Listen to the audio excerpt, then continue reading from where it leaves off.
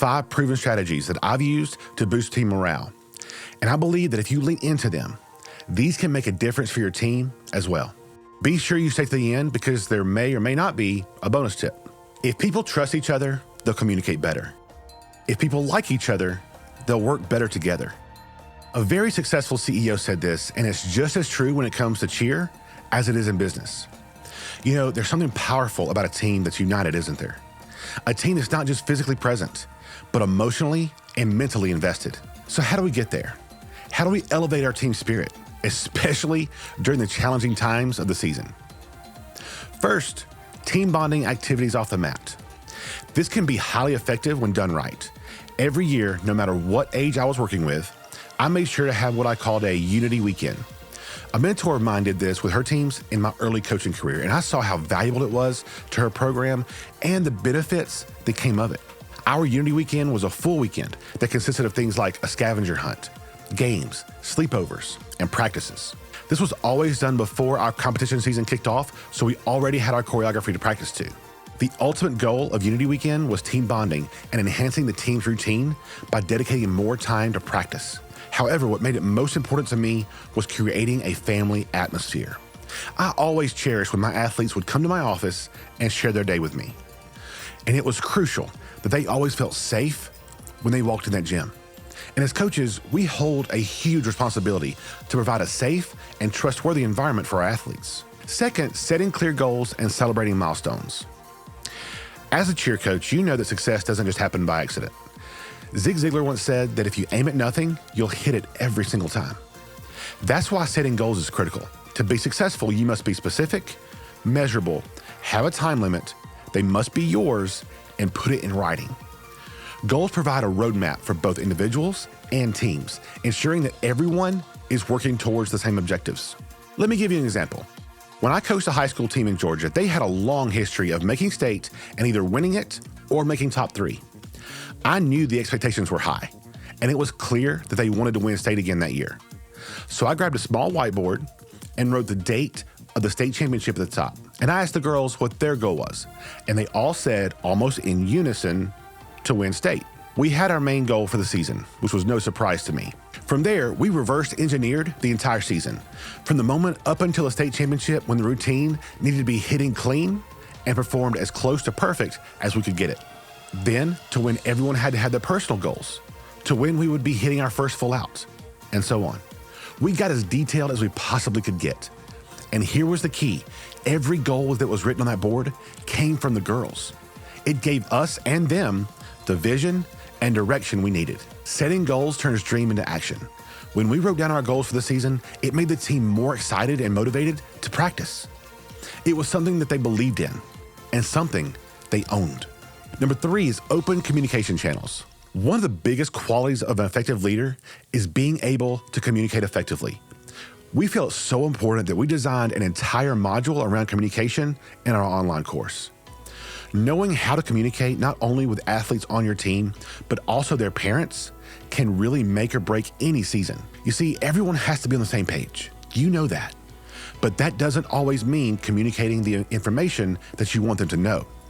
Sometimes as coaches have to be on the receiving end of it as well. I want to give you 3 techniques I've used over the years that can help you create and improve your channels of communication.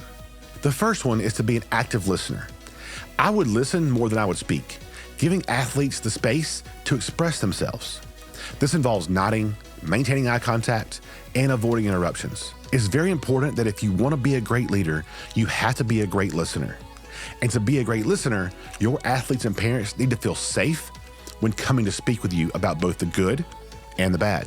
Next is actually educating your athletes and coaches on how to be an effective communicator. This is a skill that will help them throughout their life, in school, and in their career, and especially in their relationships. Remember, we coach more than just cheer. We are developing our athletes to be successful off the mat and in life as well. And in order for you to have that open channel of communication with them, they need to understand the importance of it and how they can communicate it to you effectively. Finally, my favorite of these 3 is regular check-ins. I would meet with my upperclassmen as a group regularly, whether it was for breakfast before school or dinner after their classes when they were in college. I made my schedule work with theirs, And it was so important for me to keep my finger on the pulse of the team by hearing where they were as student athletes, some of the things that they were struggling with, and their thoughts on the direction of the team and the program. I made sure that they knew that I would listen and take everything into consideration moving forward. And if I would go a different direction than they would suggest, I would explain the reason why. They wouldn't always like that, but they understood it, and more importantly, they felt heard. This made them feel like they had ownership of the program. And when they feel this, they take more responsibility in their actions and the actions of their teammates. Which leads me to the next one, and arguably the most important one. Number 4, look, I'll be honest, I don't believe in team captains in the traditional sense. I think it gives athletes a responsibility that they haven't earned, or that they're just a captain because of their age. When you have this in your captains, you run the risk of having a team with really bad morale all season long. It's because they don't know how to lead. A captain must be a good leader in order to get their teammates to follow them, just like you do as a coach. I'm not saying that you shouldn't have captains. What I'm saying is that you need to develop leaders on your team and not just appoint captains. You can call them captains if you want. That's up to you. The label doesn't matter here. It's how you develop them. That's the key. Teach them how to communicate, how and when to encourage or criticize their teammates, and most importantly, how to lead by example. Just like communication, leadership is a skill that can help them go far in life. The sooner they can learn these skills and learn how to implement them, the more practice they can get mastering them. And when you have strong leaders on your team, they can become an extension of you on the floor, and that's important. Number 5 is addressing and resolving conflicts proactively. Disagreements are inevitable in a team setting, especially with teenagers. But here's the thing, it's not the disagreements that defines us, but how we navigate through it. It's a bit like when you're working on the routine and realizing that the choreography is just a bit off. Do you stop? No, you adjust, you pivot, and you make it work. Now let's pause for a moment and consider this. Disagreements, when handled right, aren't just inevitable bumps in the road. They're opportunities. Opportunities for growth, for dialogue, and for creating a space where every cheerleader can feel seen and heard. And it's in those moments of conflict that teams find their strength. They find their unity. So, as coaches, how do we lead our teams through these moments? First off, we got to be intentional about resolving disagreements quickly and with a generous dose of respect. It's about creating conversations that matter, conversations that build bridges. Next, clarity is our best friend here. A squad that's clear on its mission and goals is like a well-practiced routine. Every move's in sync and every cheer resonates. As coaches, it's our job to keep that mission front and center, guiding every practice and performance. And here's the deal, consistency is key. We can't play favorites or let things slide for some and not for others. That's a shortcut to resentment and a breakdown in trust. Upholding the values of the team consistently and fairly ensures that respect and loyalty aren't just words, but the very fabric of our team. So that was our 5 tips to increase team morale throughout the season. Now, I want to give you a bonus tip as a thank you for watching this entire video. This 6th one is my personal favorite, and I think it can really make a huge difference in your team's overall attitude and morale during your season.